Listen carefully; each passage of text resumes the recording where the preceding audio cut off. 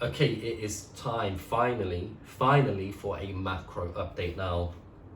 This is something I have been intending on doing for a while, but for one reason or another, things have been getting in the way. I was in Cyprus for 5 weeks, so it wasn't really ideal for me to record over there. But anyway, here we are. So,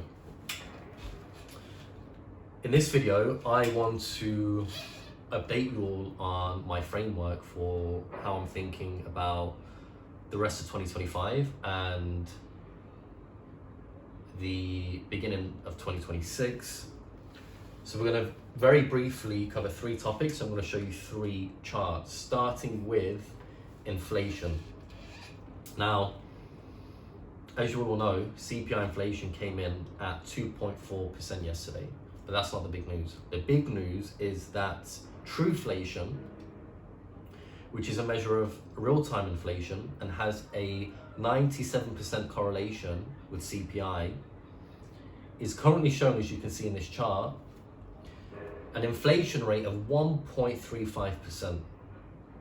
So again, just looking at this chart, it is clear that inflation is and has been trending downwards. And so I think we can safely put to bed the idea that inflation is a threat, or that inflation is going to start trending upwards again.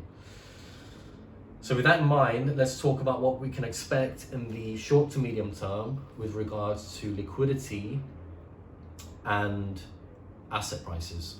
So first, let's understand everything is driven by global liquidity. When liquidity increases, asset prices increase. When liquidity decreases, asset prices decrease. Now, I have put together a video on global liquidity and the global liquidity cycle. So if you haven't already seen that, I suggest you do so. But the bottom line is everything is driven by global liquidity. So on that note, let me show you the second chart, which shows Bitcoin against the global M2 money supply with a 92-day offset.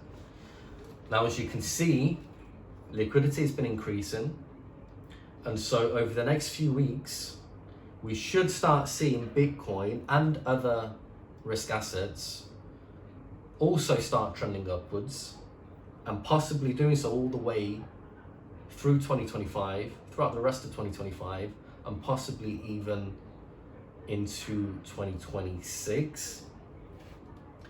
And that brings me on to the third and final thing I want to talk about, which is the global liquidity cycle. Now, in a previous video, I spoke about how I was anticipating the global liquidity cycle to peak, as you can see in this chart, around Q3 or Q4 of 2025. Now, it's looking more like the global liquidity cycle will peak in Q4 of 2025, possibly Q1 of 2026, maybe even Q2 of 2026.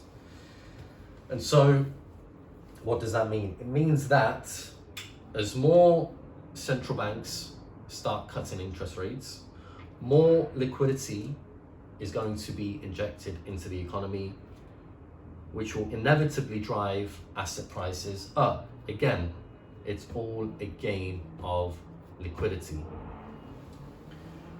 So that's how I'm thinking about the next 6 to 12 months or so. Again, I did just want to keep this video brief. I am hoping to get some more videos out over the next few weeks, so keep an eye out for those. But until then, remember, the best is yet to come.